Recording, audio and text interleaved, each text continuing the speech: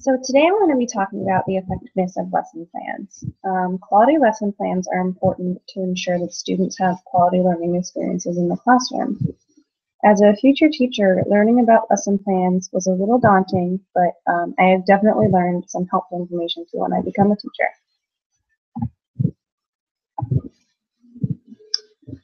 A good lesson plan is beneficial to not only students, but the teacher as well. Some aspects that should be included in a lesson plan are the standards and objectives, so students know what they are learning and how they are learning it. Age-appropriate and innovative activities are important to keep students engaged and motivated to learn. Some examples of innovative activities that could be used in the classroom are smartboard activities, computer games, or incorporating project-based learning, game-centered learning, or student-centered learning. Differentiation is really important to consider when you're writing your lesson plans. This is because all students learn differently. Teachers need to be prepared to make adjustments to meet the learning needs of all different students.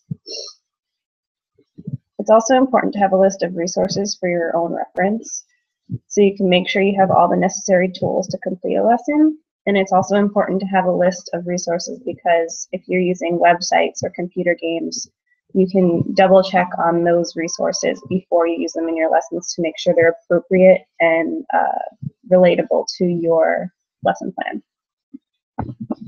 Assessments should also be planned beforehand to gauge how students are learning. They can be used in a formative assessment or a summative assessment. And a formative assessment is more like a step-by-step assessment that you do in the middle of lessons before the end of the unit. And a summative assessment is something that you give the students at the end of the unit to test all of their knowledge. So I've had the opportunity to observe a few different elementary school teachers, and I've definitely learned a lot from what I've seen.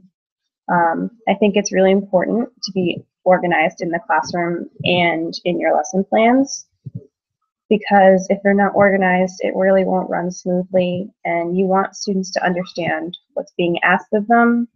And if you're not organized, it might give the students the impression that you're not really prepared. You also need to be prepared for anything, even if you have been really organized with your lesson plans and you've made sure you've covered everything. Things can go wrong, like technical difficulties, or the students aren't really responding to the way you're teaching the assignment. So it's really important to have backup plans, so even if something's not going the way you wanted it to, you can have a different strategy that might work better. I think it's really important what I've learned from most of the teachers that I've watched is that they make learning fun, and they have activities for the students that are really engaging, and it makes them want to learn more. An example of what I saw in a kindergarten classroom was during a math lesson on fractions. The teacher brought in different fruits like apples, oranges, and pears. And she would hold up the fruit as a whole, and she'd say, okay, this is a whole. And then she'd cut the apple in half, and then she'd explain that two halves make a whole, and so on and so forth. And the fun thing about it was that after she was done teaching the lesson, the students got a really healthy snack. I observed that most of the teachers that I saw use formative assessments, and I think this is really good for elementary age group because I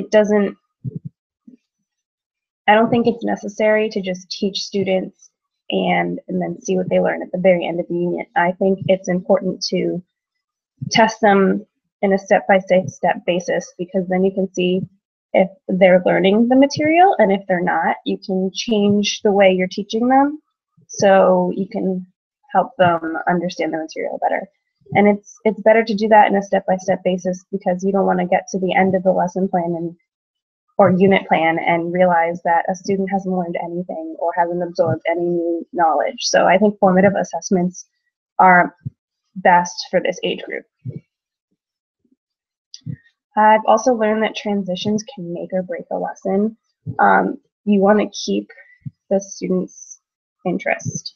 And if you don't have good transitions, they can lose their concentration in a lesson.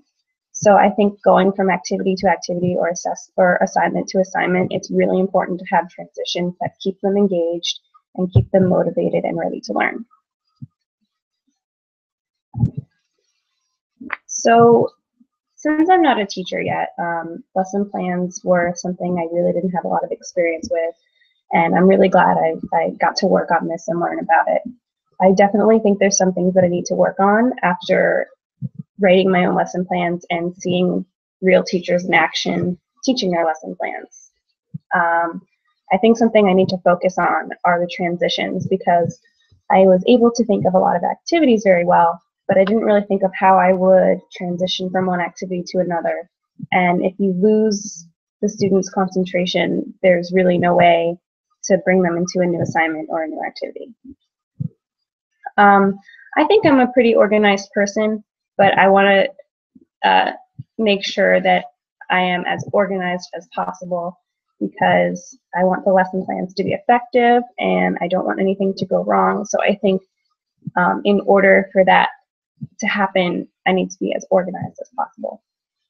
I also think as a new teacher, I'm going to be overwhelmed and stressed, obviously.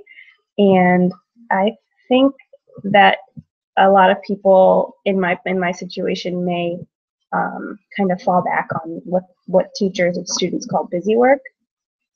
And I want to try not to do that. I don't want to just hand out worksheets or lecture students and not give them anything engaging or fun to work with. I want to make sure that I keep my classroom fun, I keep my students engaged, and that they look forward to coming to my class and learning new content.